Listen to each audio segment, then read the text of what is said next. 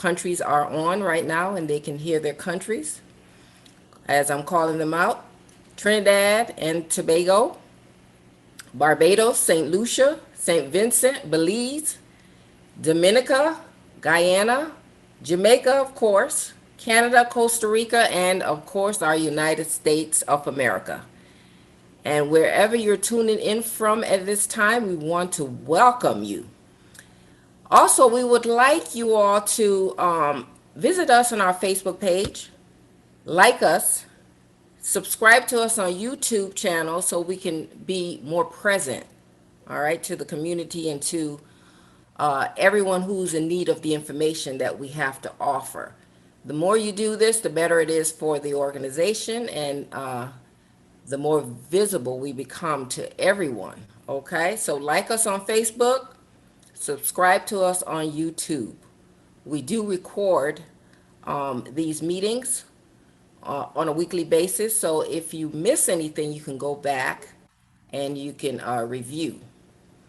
Okay, a couple of announcements. We have our monthly feeding program every fourth Sabbath, usually in the Decatur area. So, of course, on those weeks, we will not be having the webinars. So, um, don't look for us on those fourth Sabbaths.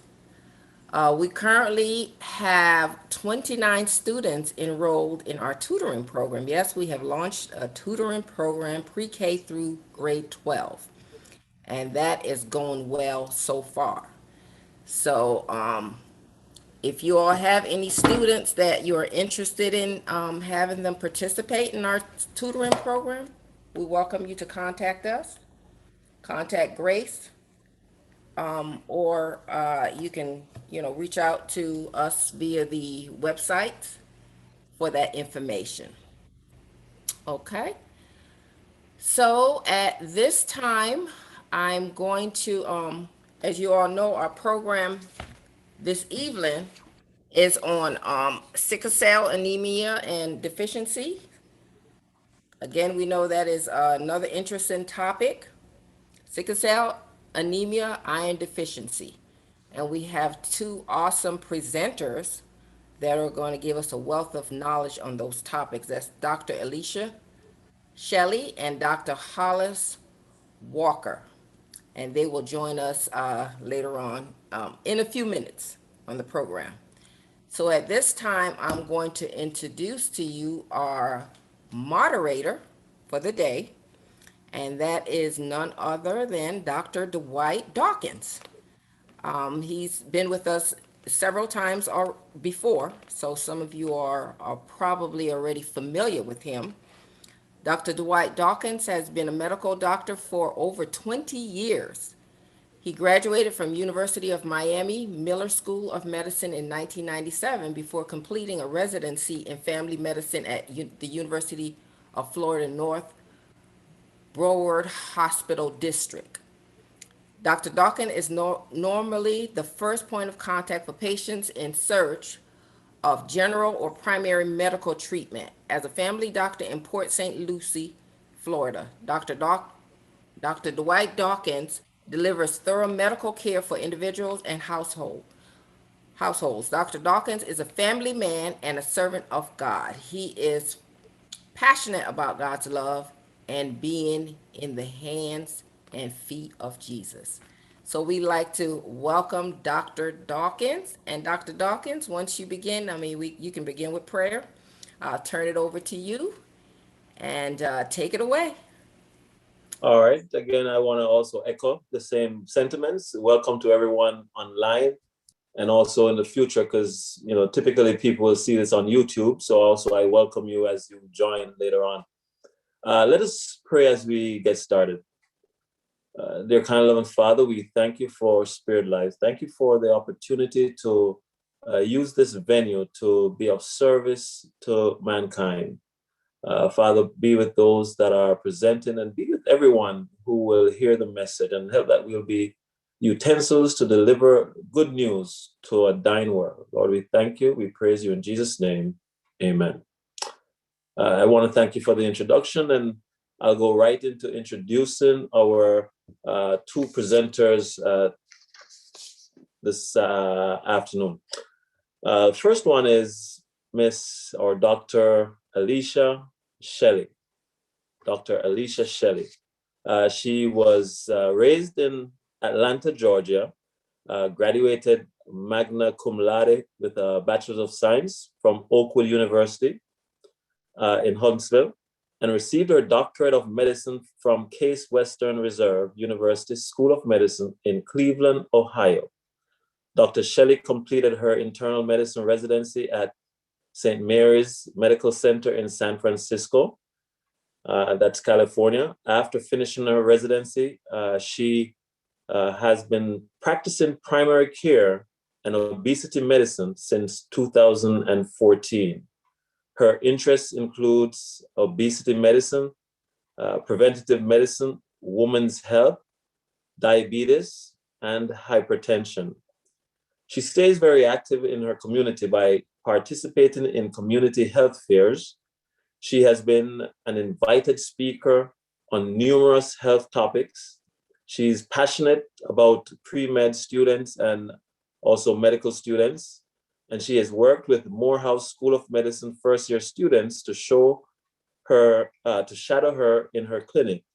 She also worked with the Atlanta Medical Association to allow college students to shadow her as well. She's also the medical director of Hope Mission 360, and her ultimate goal is for her patients to achieve the highest amount of wellness. So she stays very active, and she's also, as mentioned, making sure that knowledge and the gift of healing goes on to the next generation. And you will hear from her as I introduce afterwards. Our next speaker will be Dr. Hollis Walker. Dr. Hollis Walker. And he also studied medicine. His education is from Case Western University School of Medicine. His internship was also at the University Hospitals of Cleveland Case Medical Center, as well as his residency. Now, he did his fellowship at the University of Chicago. So he's certified both in internal medicine and also medical oncology. He did give a philosophy of care, which I will read to you. It says, first and foremost, my philosophy of care is centered on you as the patient. At the epicenter of your treatment experience, I want my patients and their families to know that I care about them and what happens with their health. Facing a cancer diagnosis can come with many challenges to the individual and those in their closest spheres. I want my patient to know that we will get through this together as a team. My goal is to incorporate a multidisciplinary team approach to providing you a safe, seamless, and personalized experience. I am here to guide you from diagnosis to the development of quality of life along the way. I'm committed to combining personalized medicine with current evidence-based strategies to treating your cancer with a focus of compassion, respect, autonomy, and dignity. Typically, when people hear of oncology, the side note of their specialty, of course, is hematology. And today you will hear him speak about one of that subject that has to do with hematology. So as we get started, our first presenter will be Dr. Shelley, and she will be speaking to us on iron deficiency. So at this time, sit back, enjoy, and learn as much as you can. And even if it doesn't pertain to you, you might learn something that you may be able to help someone who it pertains to, and maybe even a family member. All right, thank you. At this time, Dr. Shelley.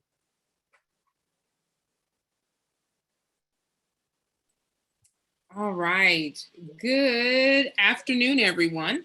My name is Dr. Alicia Shelley. Thank you so much, Dr. Dawkins, for the introduction. I'm so happy to be here with my fellow classmate, Dr. Hollis Walker, as we talk a little bit about iron deficiency anemia and sickle cell anemia. Like Dr. Dawkins mentioned, I too practice internal medicine and obesity medicine at the WellStar Presley Mill location in Douglasville, Georgia. Also, I'm happy to be the medical director of the Hope 360's mission. So the subject that we're going to talk about is the iron deficiency anemia. The first question is exactly what do you mean when you say anemia? So let's just take a brief 1 minute to kind of look at the role of the red blood cells in anemia. Our red blood cells make up 40% of our blood's volume. I just want to make sure, can you hear me? Can you hear it? Okay, all right, thank you. Yes. They're made continuously in the bone marrow, looking like flattened donuts without the holes. Red blood cells contain hemoglobin, a bright red protein which gives blood its color. When we breathe, as our blood passes through our lungs, oxygen molecules attach to the hemoglobin. Then the red blood cells and hemoglobin transport the oxygen throughout the body and release it to all our cells and tissues. When the hemoglobin molecules are emptied, they attract carbon dioxide and other waste gases, which they take back to the lungs to be exhaled. Anemia occurs when there are too few red blood cells or not enough hemoglobin. Exhaustion is the common sign of anemia. So like it said, anemia is just decreased red blood cells. Unfortunately, there are, as you can see here, that they are decreased red blood cells versus somebody a normal blood cell. The question is, there's multiple causes on why this occurs, and we're kind of going to talk about at least two of them today. First, let's talk about the severity of anemia. So you're considered to have, if you were to look at your lab work that your doctor does, you have something called hemoglobin and hematocrit. And so with the hemoglobin, like the video said, is actually kind of the foundation of the red cell. So that's what the substance that the oxygen holds on to. So if your hemoglobin, you're considered to have mild anemia when your hemoglobin is at the lower limit of normal, which can change depending on the lab, to 10. That's considered normal. Mild anemia, excuse me. But if it were to go lower between 8 and 10, you can be considered moderate anemia. Then severe anemia is when you're between 8 and 6.5. And then the other two grades are where it's life-threatening and death. I think personally, I've only seen somebody as low as 4 as far as their hemoglobin, but it actually is quite concerning. Now, like I mentioned, there's multiple causes of anemia. The most common cause I would say is probably iron deficiency anemia. I see that a lot in my practice. Vitamin B12 and folate anemia is common. We have aplastic anemia, which is basically the bone marrow that does not actually submit any type of anemia, does not produce any type of red blood cells. So I'm gonna ask Millicent, I think you're writing on here, if you can stop doing that on the screen, please. Thank you. Stop annotating. All right. And then, nope, you're still doing it. Also, you have anemia of chronic diseases that can occur in people with chronic kidney disease, people with heart failure, you can see anemia. And then you have your congenital anemia, which is the sickle cell anemia, beta thalassemia, and alpha thalassemia. But let's actually talk a little bit more about iron deficiency. Now, one of the most common causes of iron deficiencies are basically losing blood, which is having heavy periods. As women, every month when we have our menstrual cycle, we lose blood. And so sometimes during that premenopausal state, we can be somewhat iron deficient. Another stage where people have iron deficiency is with pregnancy. So what happens is that with when the woman is pregnant, the baby is growing. So it's taking some of those red blood cells and some of the iron that is needed so that it can grow. Then of course, sometimes we're not intaking enough iron in our diet. So it can be iron deficient diet. And then also sometimes the body is just not absorbing the iron that has been presented. All right. Now, one time I was at racetrack and I saw this lady with these 2 huge cups of ice. and she had them under both arms. And there was another lady with her too, with similar 2 cups of ice. And I was thinking to myself, I'm like, why is this lady taking so much ice? Usually if you're having a party, you just buy a bag of ice. That's what people do. But she had 2 big old cups. And then it hit me.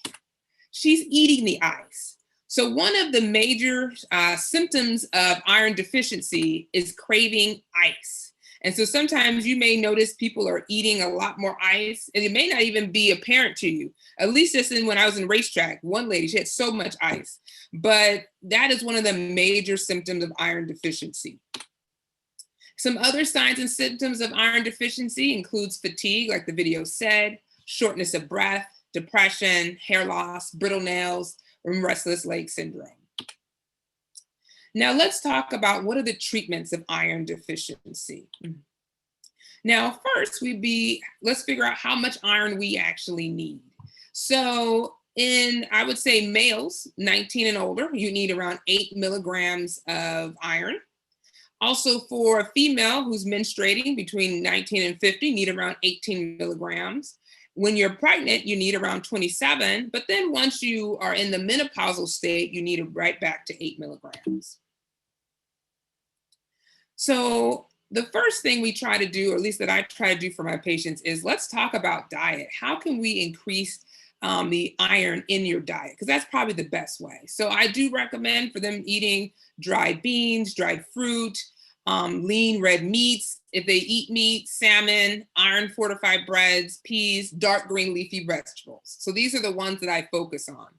However, I also recommend for them to combine it with some vitamin C, because we've noticed that vitamin C definitely helps with absorption of iron. And so you can see oranges, strawberries, and tomatoes. However, sometimes diet is not enough for people. So then we start talking about supplementing with oral iron, where they're getting it over the counter, or I'm prescribing it so that we can help boost their levels. And if that doesn't work, because sometimes, like we said, the body may just not absorb iron, then we switch to IV iron.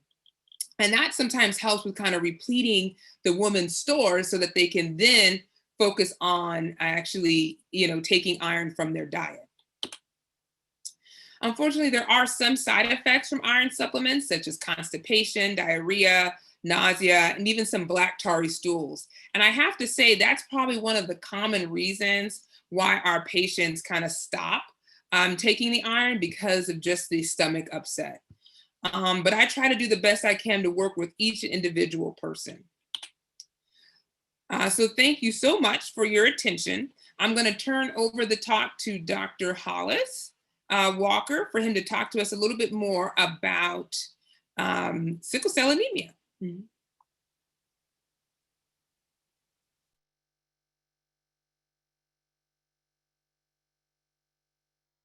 You're still on mute.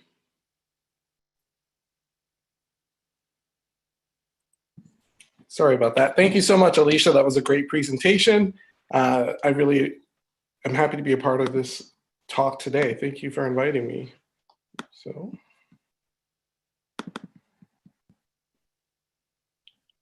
can everyone hear me? Yep, we can hear you. Okay, great. Okay. Oops, sorry.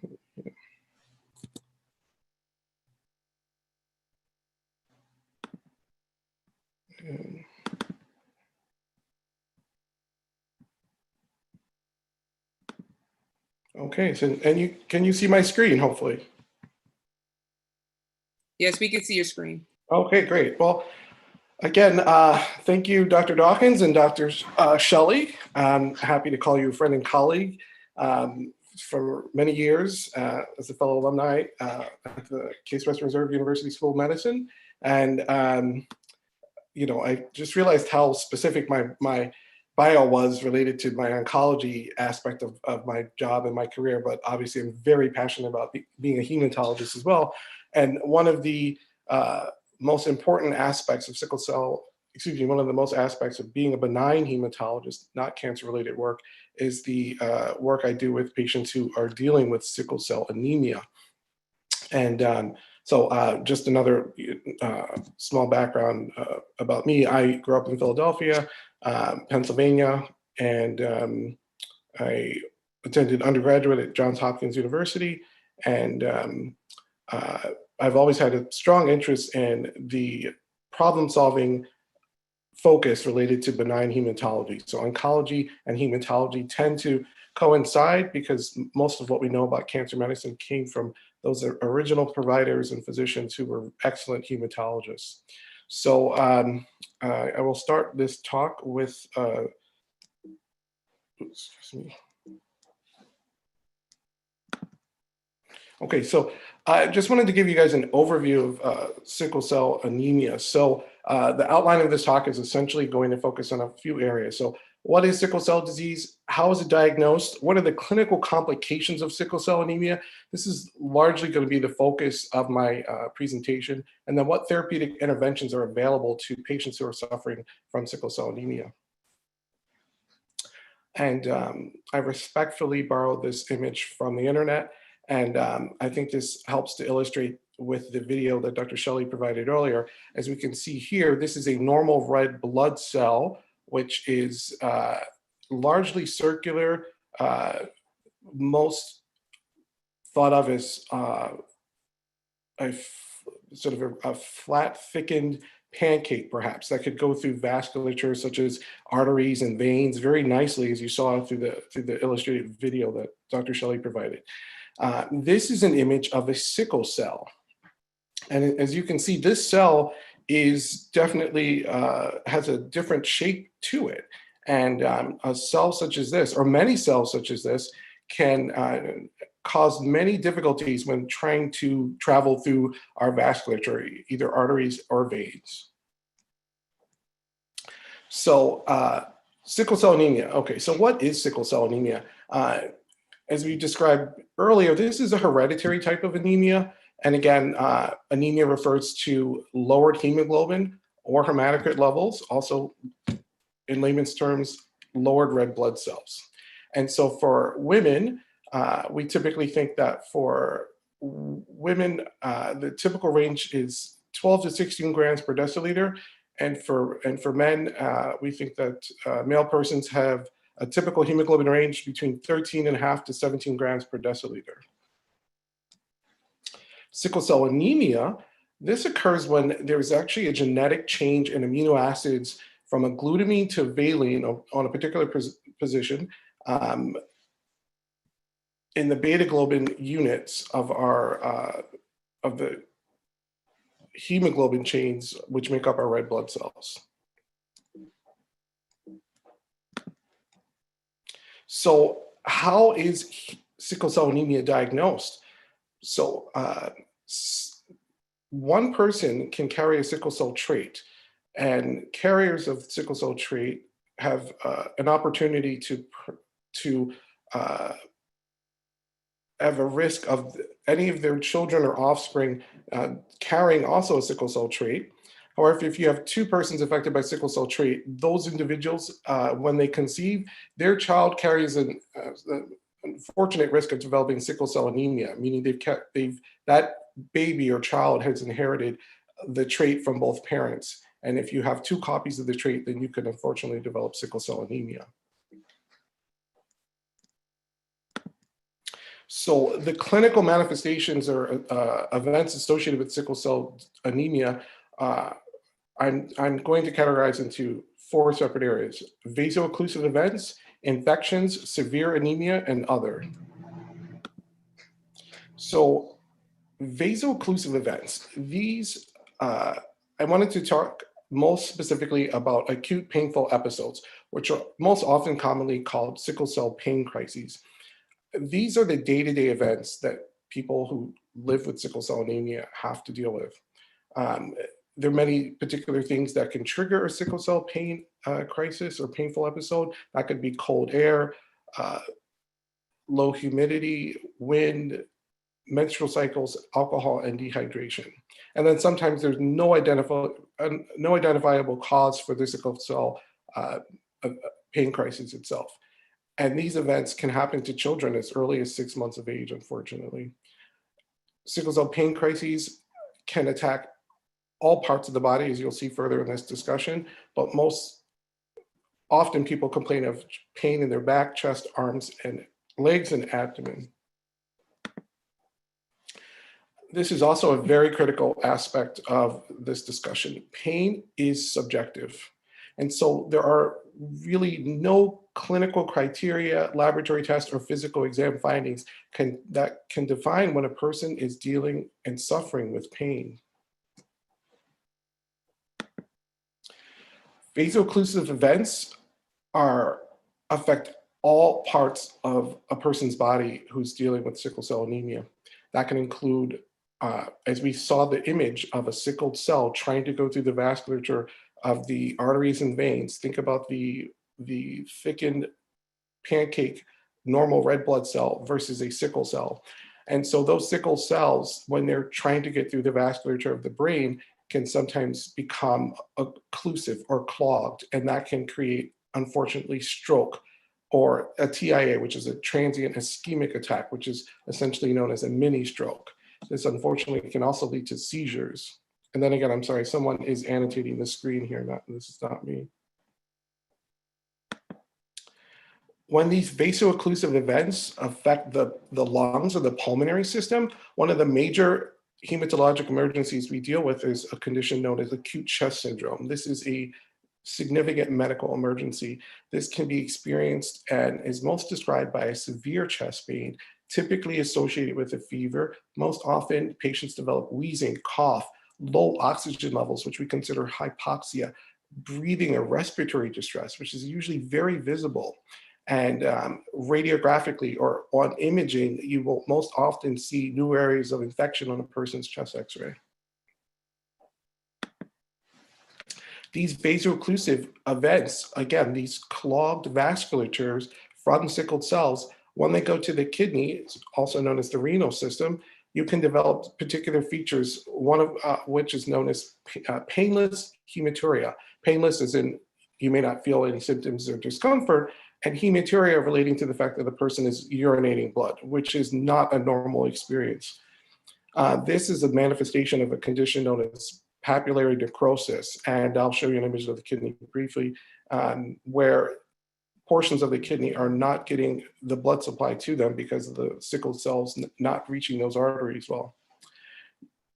Persons with sickle cell anemia can also develop protein in the urea. As a consequence of this vasculature problem, they can develop high blood pressure. Again, here's another time where hematology and oncology can coincide. People who have even sickle cell trait and a particular type of sickle cell anemia, there's a few different variations, but people who have a hemoglobin SC disease, unfortunately, can develop renomedullary carcinoma. This is a type of kidney cancer, which the first presenting symptom can be urinating blood. And so again, that is not a normal feature. So if you see that happening, please go be checked out and evaluated. Renomedullary carcinoma. And because I've described renomedullary carcinoma, I just wanted to point to the medulla portion of the kidney, which is right below the cortex of the kidney. And then this would also be the renopapillary area, the areas that can become infarcted. Again, another image respectfully borrowed from the internet. When these vaso-occlusive events affect the bone, you can also get significant bone pain when you're dealing with, if you have sickle cell anemia. A person with sickle cell anemia, can also suffer from osteoporosis, and this is from resulting vitamin D deficiency. Vitamin D deficiency can develop more commonly in people affected by sickle cell anemia because the vitamin D, which we all get from sunlight, it takes an extra level of, it's a harder time to transport through persons who are heavily melanated. So you may not get enough just from sunlight. So you need to augment your diet, your vitamin D levels with your diet. So fish, dairy, and products and eggs also have a high amount of vitamin D. And osteoporosis just refers to weakening of the bones. Happens to many women as they become menopausal, and some men if they lose lots of testosterone later in life. Vaso-occlusive events affecting the bone can cause a condition known as avascular necrosis, or again, lack of blood supply typically to the long bones, either in the arms, known as the humeri or humerus, and the thighs, known as the femoral bones. These vaso-occlusive events or poor circulation from sickled cells can affect a person's liver who's having an acute sickle cell pain crisis. And this is a significant clinical manifestation, typically manifested by increase in liver function tests. But the person can have major right upper quadrant abdominal pain related to gallstones in the gallbladder, or what we call hepatic sequestration crisis, another medical emergency with patients dealing with sickle cell anemia. These vaso-occlusive events can affect, as we would expect, not just the arterial system, but the venous system. And so persons affected with sickle cell anemia can be at increased risk for deep vein thrombosis. That's known as a DVT, or blood clot in the lungs. It could also be at risk for pulmonary embolism, also known as PE, which is a blood clot in the lungs. These are, again, medical emergencies. They need to be evaluated right away and treated. And we already understand that patients who have sickle cell anemia might already have some predisposed risk factors for developing blood clots because of immobilization for pain crisis. Immobilization is a risk factor for blood clots. Dehydration is an increased risk for blood clots, which is why you're always offered drinking water when you're on an airplane. Indwelling catheters can be an increased risk for blood clots. Infection is an increased risk for blood clot, as well as surgery or pregnancy. The cardiac or heart manifestations related to sickle cell anemia are probably the most significant. Unfortunately, most people affected by sickle cell anemia are usually succumb to this condition because of vaso-occlusive events that affect the heart. And that can develop with cardiomyopathy / heart failure. And this is, again, a feature from longstanding high blood pressure known as hypertension. You can also have pulmonary hypertension, which is an increased blood pressure in the pulmonary artery or the large vessel off of the heart. Longstanding high blood pressure can cause increase in the left ventricle or the left side of the heart. And people who have sickle cell anemia tend to get lots of blood transfusions because of the anemia. And those extra blood transfusions come with extra iron. And this becomes another reason that these patients develop heart failure, unfortunately. And sadly, the reality is that this is the #1 cause of mortality associated with sickle cell anemia or cardiac events. And so people, unfortunately, may pass away from a myocardial infarction known as a heart attack, abnormal rhythms, or sometimes sudden cardiac death of unknown cause. Now, the infection complications associated with sickle cell anemia, these are largely related to the fact that a person who has sickle cell anemia becomes what we consider functionally without a spleen or functionally asplenic, sometimes as early as within the first few years of life.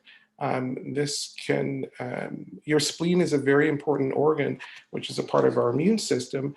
And if you are functioning without a spleen, then people with sickle cell anemia are largely recommended to get vaccinations for these 3 infections: Streptococcus pneumonia, Haemophilus influenza, and Neisseria meningitis. And or anyone who's lost their spleen really needs vaccinations for these 3 infections.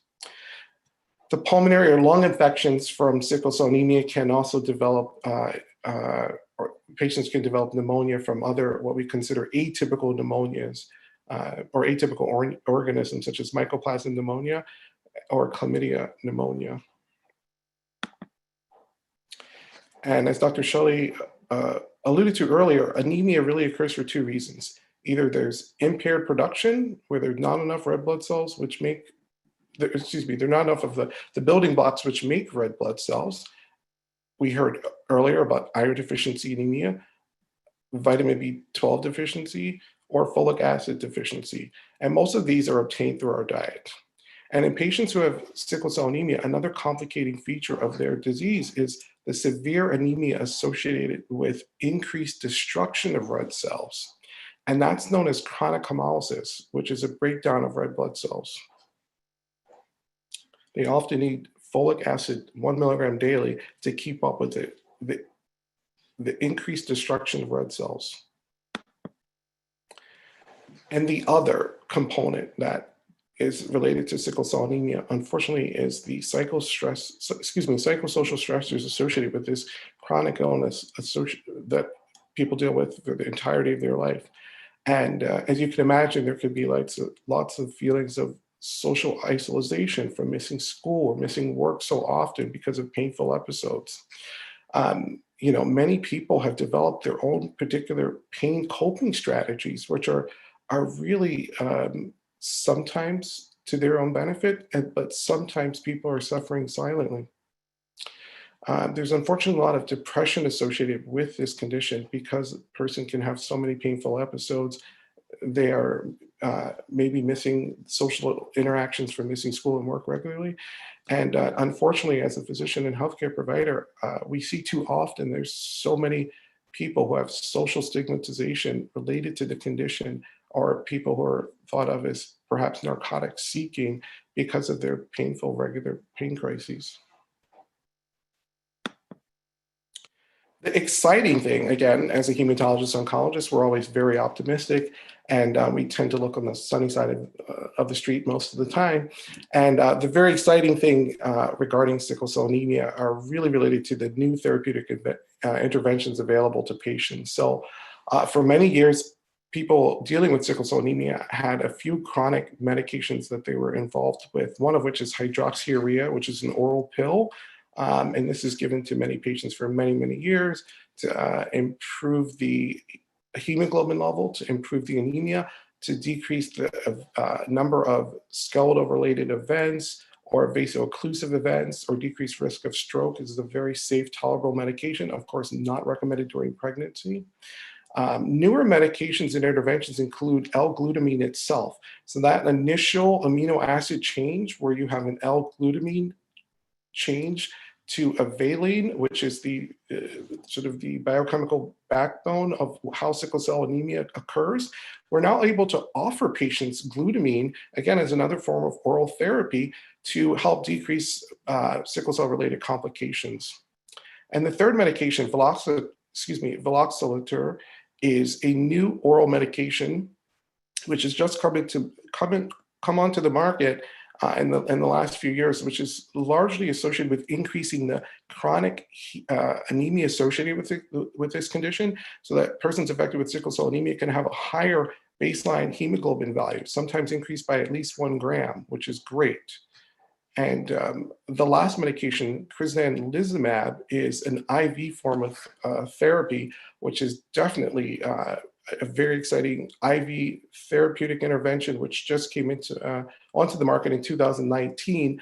And I'm very excited and thrilled that there are people doing clinical trials and research relating to sickle cell anemia so that we can have better outcomes. This medication, this IV infusion, has been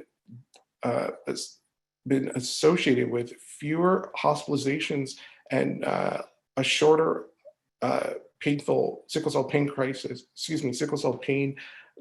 events. So people get these infusions once a month and spend a shorter amount of time in the sickle cell pain crisis, and are also not coming in as frequent and as often for sickle cell pain crisis. This is very important in the climate where I live, such as Chicago, where we have very, very harsh winters with severe cold weather.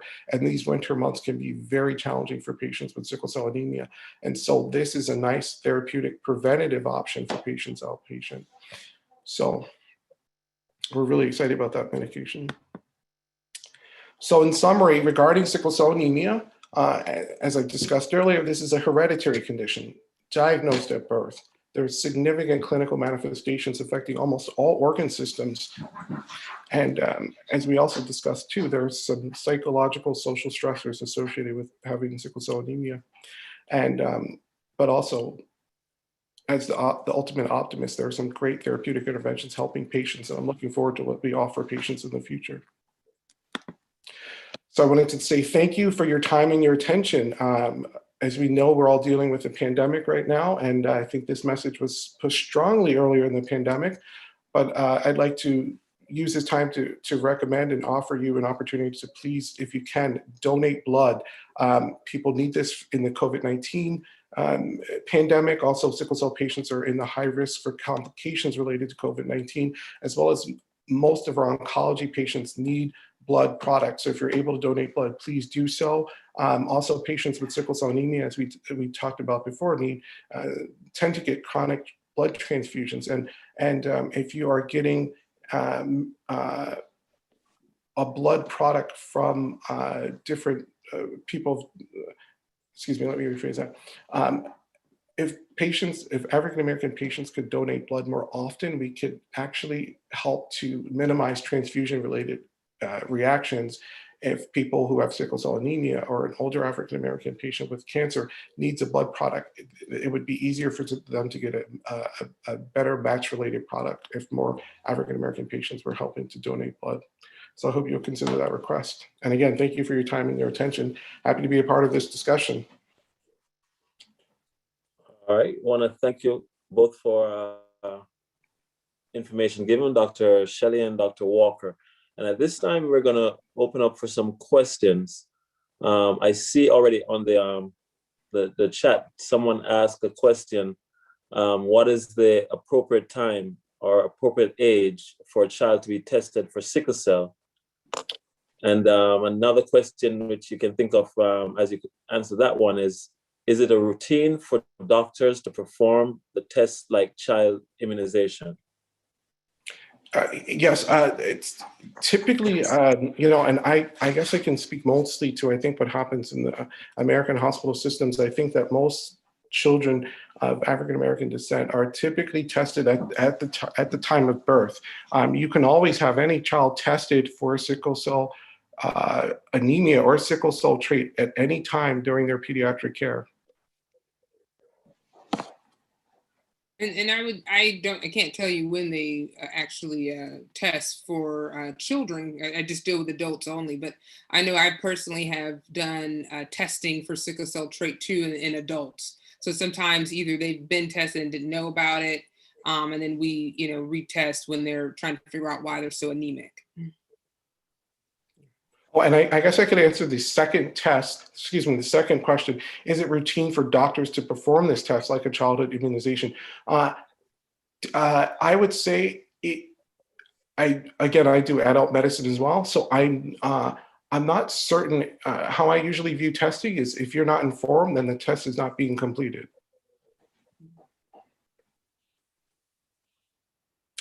What is the life?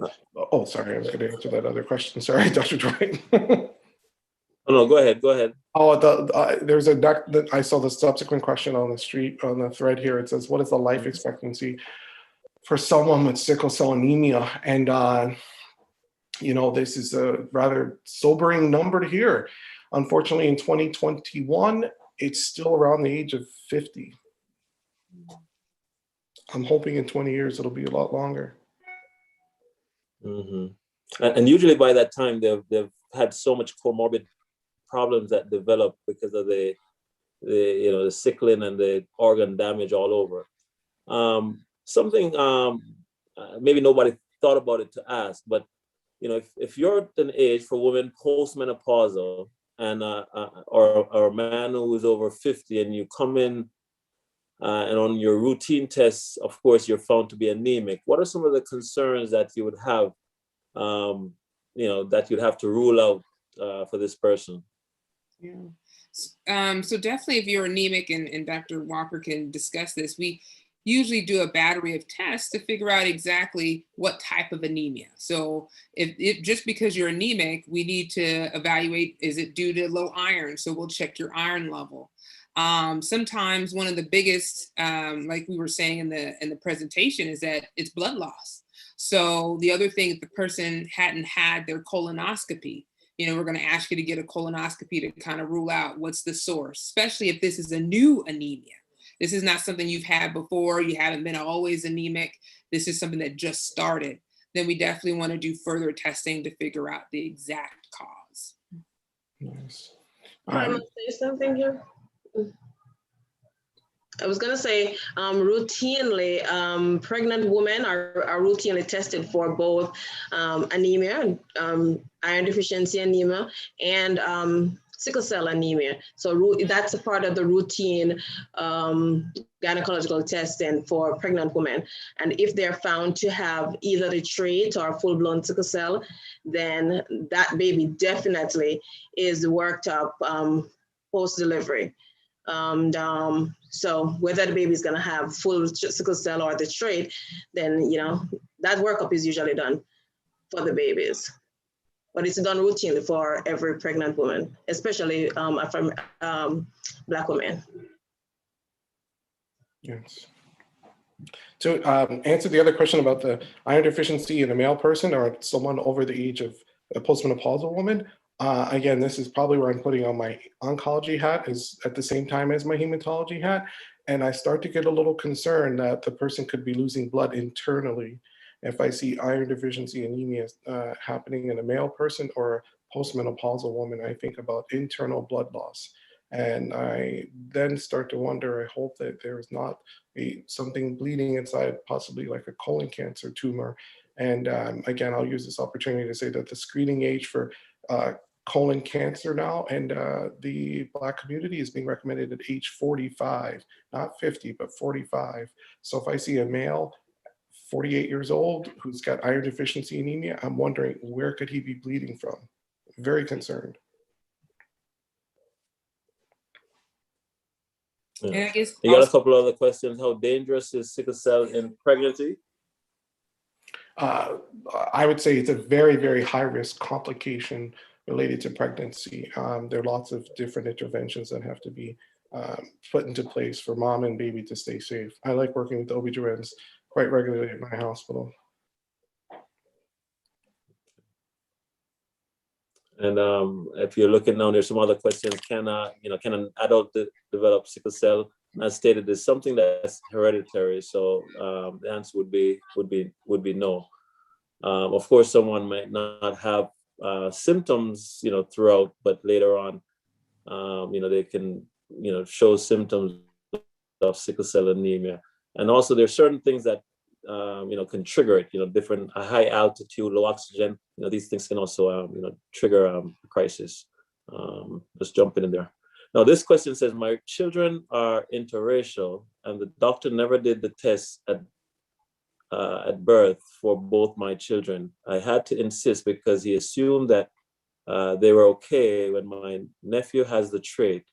I had to advocate and insist we need to advocate for ourselves and our children.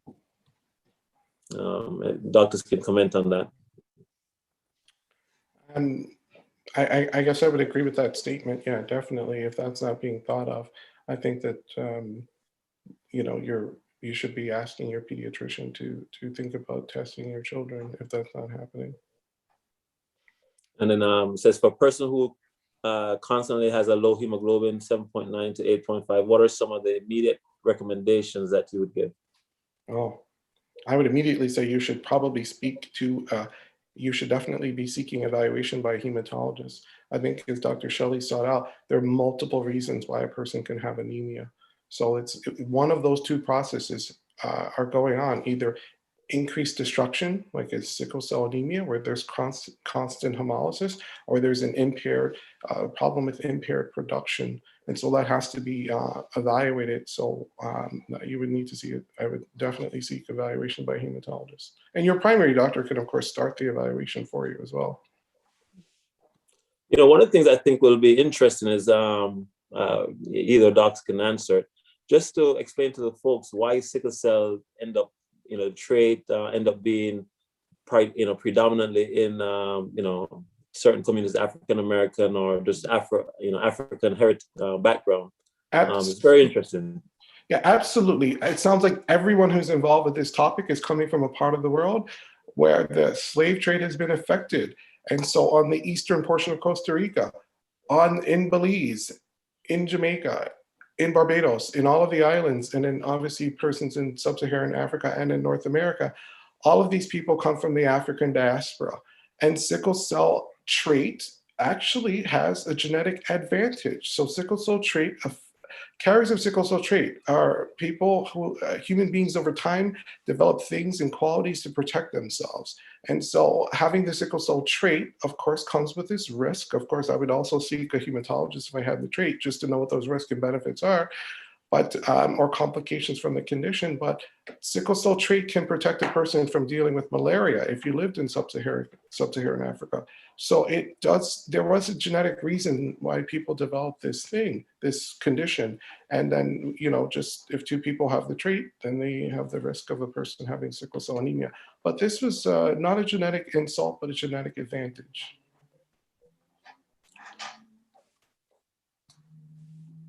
What's the of course it's not always complete, but what's the risk of the two carriers having a child with the disease? Yeah, I guess with I'm just thinking simple genetics, probably minimal risk, 50% of each individual carries about 25%. So I would sort of use as a cumulative risk as possibly 50%. Yeah.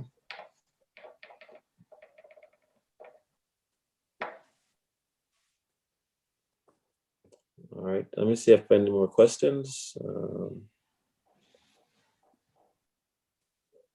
Someone commented, I've seen at least one white patient with trait.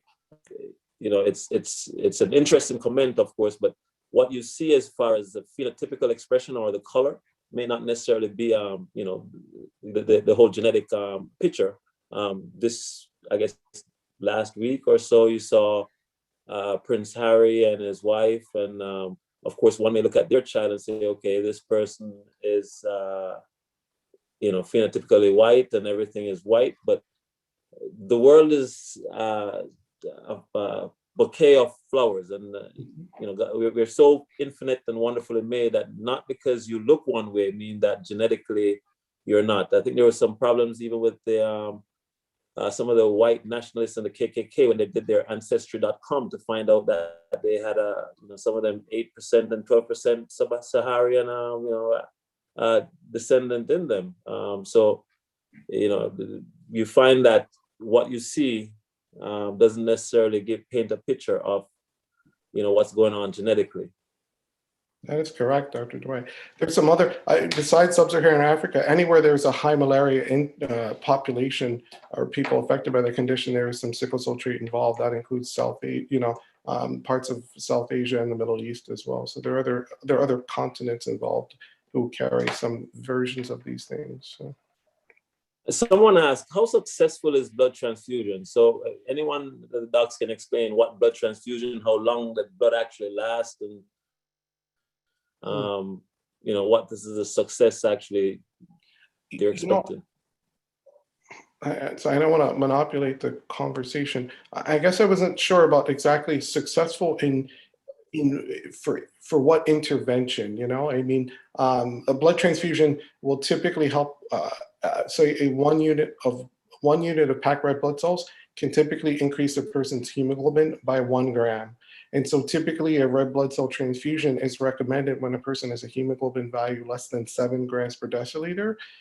That's when we think a person could have risk for cardiac or ischemic events in the brain. And so if you had a hemoglobin of 6.5, 1 unit of packed red blood cells should increase the hemoglobin by 1 gram to 7.5 grams. But blood transfusions are needed in many of those conditions we talked about. Simple transfusion, which is either 1 to 3 units of blood, is how you manage acute chest syndrome. Yeah, I mean, you could just need a blood transfusion because of anemia or many of the other complications, which is why the patients with sickle cell anemia end up developing what's called iron overload because of the complications of having heavy transfusion rates. Yeah, and also just to add is that the blood typically gets recycled in the body every, I think 3 to 4 months. And so the transfusion of whatever you give, it's not going to cure as far as giving a longevity. If the person still continues to sickle, of course, they'll continue to lose blood. But the transfusion itself it's never a cure. It just treats the immediate condition and try to prevent, a bad outcome from that. Also, IV fluid is one of the mainstay of sickle cell when they're in a crisis. Let me see if there's any other questions. Nature testing. All right, so there are a lot of different questions here. Is the use of penicillin injections for infants with sickle cell effective? And question about in vitro testing. Any comments on that? Speak to the fertility question. Definitely when individuals are looking into infertility and doing the workup, they do actually test, like Ms. Johnson had mentioned, for sickle cell anemia. And so the couples know like what your risk is of having a child with sickle cell. Now, if everyone were to do in vitro fertilization, would that help reduce it? Maybe yes, but we live in a world where that's quite costly and maybe not necessarily something that people would do unless they could not have children. And what was your second question again? Use the penicillin. Use of penicillin injection for infants with sickle cell effective. Is the use of it penicillin? Yeah, I think I'm perplexed by the question in the sense that I'm suspecting they're talking about as far as treatment for an acute infection. You can speak of the risk, especially with sickle cell and spleen. You might mention that as the cause of infection prevention. Oh yes, yeah. So I'm not in pediatric hematology, but I can't see a direct correlate that would say that these would not be effective. So yeah, penicillin should work regardless of the person. Right. People say, oh, maybe I could. It was actually a part of the Sickle Cell Foundation in Jamaica, University of the West Indies. They were doing some studies. So infants, I know in Jamaica, the infants born with sickle cell disease, they were being sent to the health centers to get penicillin injections. I don't remember now if it was every once a month or every 3 months, but it was part of your study to help prevent any long-term effects of the sickle cell on them. So I'm not certain as to how effective it has been over the years, but that was done routinely for infants in Jamaica through the Sickle Cell Foundation. There. I'm thinking here in the States, once that the functional asplenia occurs, or when the person has autoinfarcted the spleen, the intervention for the vaccination is of these encapsulated organisms. So they get a pneumonia vaccination, a Haemophilus influenza vaccination, and a Neisseria meningitis vaccination is recommended, for similar preventative reasons. Yeah. Yes, that's where I was going to go with that thought. A question here that says, do you think the COVID vaccine is safe as there is no data for this population? And this person actually says they have sickle cell anemia and need to know their risks from getting the vaccine, as I know we are at high risk for severe disease if we get infected. Yeah, I don't think I could say that firmly. I don't know the data about. I think that if this patient population was excluded from the clinical trials, I can't speak to the safety of it. But I think when it comes to vaccinations in general in this situation, you have to think about the risk or benefits. If you know you're at severe high risk for complications from an illness because of the pre-existing condition, then perhaps the benefit of the vaccine at any cost could be in your best interest. That's how I would answer that question. So I would, yeah. And we do know that the COVID infection is a lot of prothrombotic inflammatory reaction that occurs, which, as mentioned by Dr. Walker already, that sickle cell are at high risk for this. So definitely the risk is something that you'd have to think of, and the benefits going forward. Yeah. Alrighty. All right, it seems like everybody has asked their questions. I'm hoping that's the case and we didn't miss anybody. Oh, one last thing says, can you treat anemia with diet and nutritional remedies? Now, of course, I did hear Dr. Shelley speak about some of the, the foods that can be eaten. And I don't know if there's anything else that you want to add. If not, we'll close. Yeah, so definitely for people who have mild anemia, I try not to always put them on iron because it's hard to tolerate and people aren't able to be on it long. So sometimes I will focus on more of a diet per se.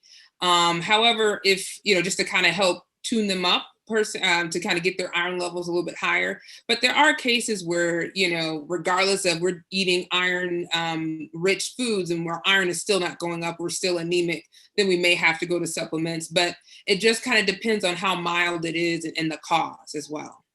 Gotcha. Now, I see another question that came up. It says, why do sickle cell patients develop leg ulcers? Kind of answered, but anyone of you, Dr. Walker, can just, explain the peripheral vascular issues that occur again. So exactly, it's typically, again, poor perfusion to the skin, to the tissue of the skin is unfortunately a complication of sickle cell disease. That is also unfortunately a side effect of hydroxyurea. And again, probably as an oncologist, I'm always talking about side effects. And so any medication comes with side effects. And long-standing hydrea, which is a beneficial drug in sickle cell anemia, can sometimes also produce leg ulcers. And should a carrier be concerned as a sickler?